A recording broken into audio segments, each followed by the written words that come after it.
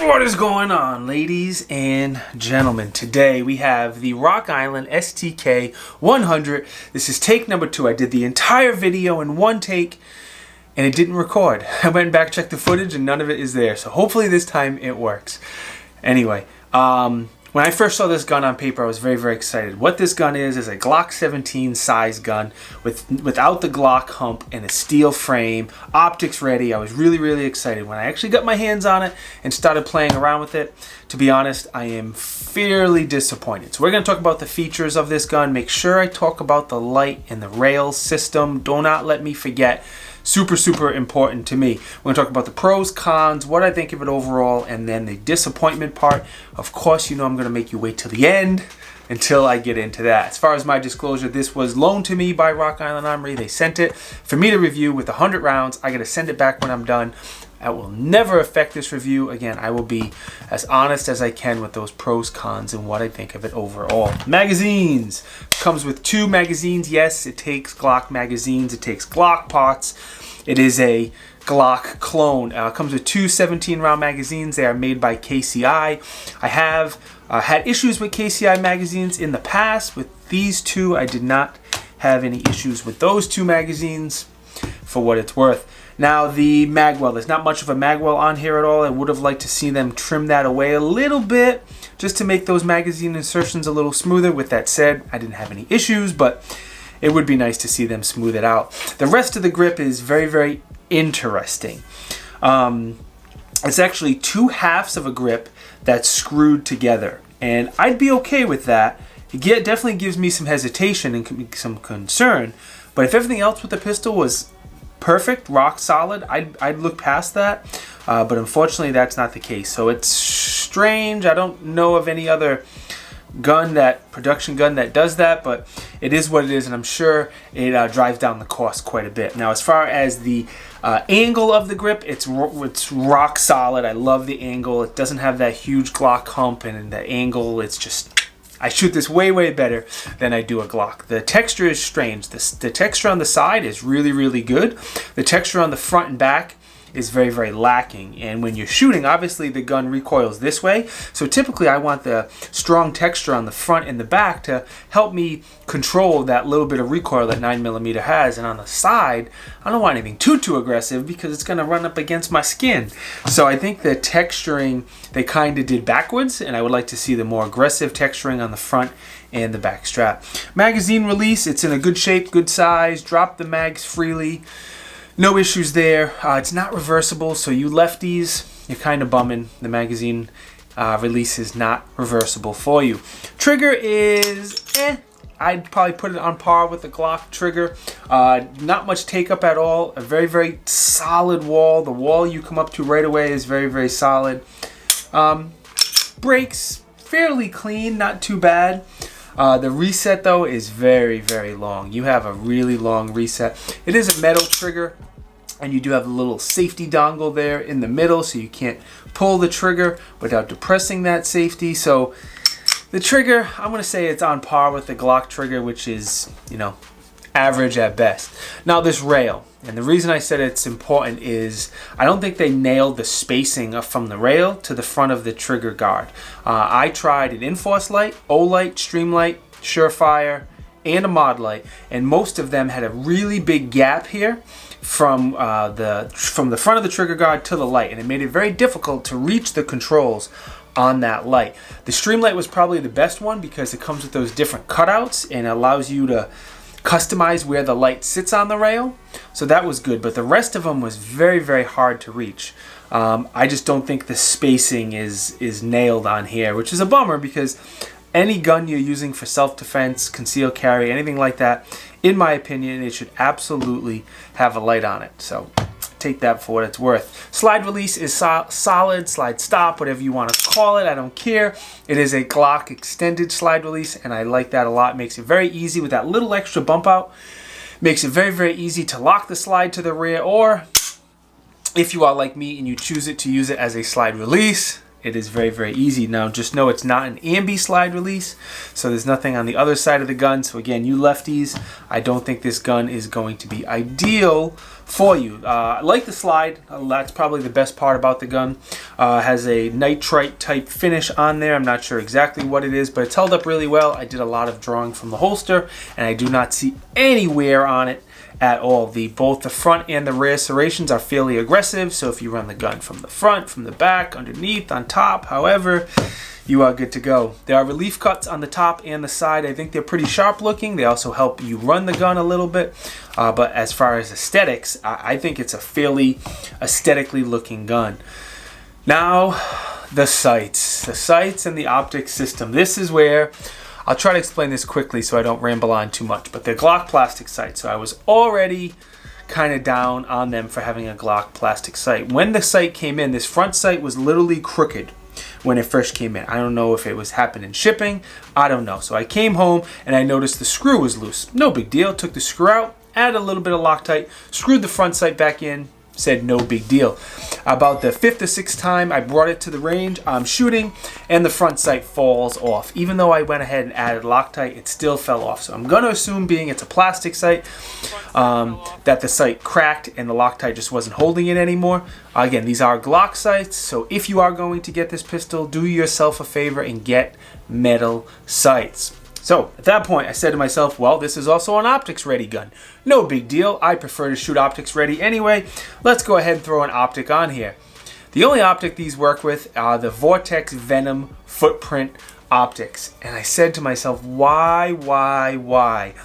I swear with this gun, somebody who really knows their stuff came in and said, Rock Island, we're going to make a gun with all these features. And somebody was drinking and said, no RMR, let's do a Vortex sight. No metal sights, let's do a plastic sight. It must have been the bean counter, the guy counting money or something. Anyway, they're plastic sights. It's for the Vortex Venom, and you lose the rear sight when you put an optics on there. So negative, man. They were so close from the optic and the sighting system, but the sight should be metal. You shouldn't lose your rear sight when you add an optic. And it really should be cut for that RMR Hollison footprint. It's by far the most popular. At least if it was the Loophole Delta Point, I could deal with that. The SIG and Loophole one, but not the Vortex Venom. If you want to make both, sure, but not exclusively for the Vortex Venom. That just does not make any sense for me. Now, as far as taking down this gun, it is exactly the same as a Glock. It's very, very easy. Obviously, we're going to triple check to make sure the gun's unloaded, because you do have to pull the trigger, and you don't want to put a hole in your wall and through your neighbor's house or something. So the gun is unloaded. We're going to pull back slightly on the slide, just like 1/8 of an inch. Pull down on these 2 takedown levers. Then we'll pull the trigger. Make sure the gun's pointed in a safe direction. Pull the trigger. Now, you can do that in either order. You can pull the trigger first or pull the slide to the rear, whatever makes you happy. The recoil spring is solid. It is a metal captured recoil spring, so good on them for that. The barrel seems okay. No major issues, pros, cons. A little bit of wear on the top from all the shooting I've done. The inside does have some machine marks. Again, this is a more budget-friendly take on a steel frame Glock 17, so I personally don't care what the inside of my frame looks like. There are a little bit of machine marks, but who cares? Again, the internals are all Glock internals, so if you don't like this trigger or whatever, you can upgrade it, which is great. The accessory rail on here is really, really long, so A+ on them for that. And I will say this gun shoots extremely nice.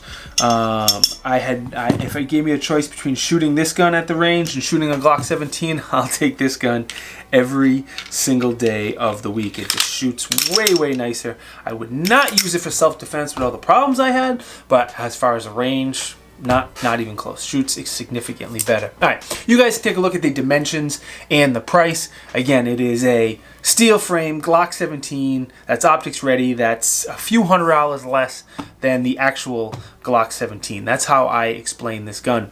But let's go take a look at the testing that I have done, and then I'll come back and give you my pros, cons, and what I think of it overall. Alright, we're going to do this a little different. I'm going to roll in the shooting footage and talk over the footage and see how it goes. This is the first time I took the gun out shooting, and I was shooting some steel case. That's what I had, and this gun does not like steel case. What you just saw was the gun locking back, the slide locking to the rear. I figured maybe it was me, maybe I rode the slide release, even though I don't usually do that with guns.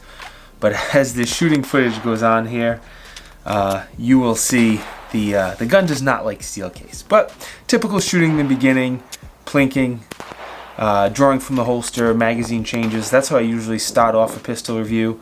And this is a double feed. This gun had a ton of double feeds with the steel case. So next time at the range here, from this point on, I did not shoot any steel case and the gun ran smooth. No other malfunctions.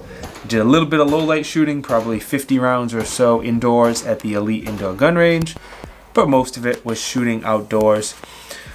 This time here, just ringing some steel, making sure the gun is reliable. I was shooting Norma ammunition and just normal plinking, hitting those steel plates.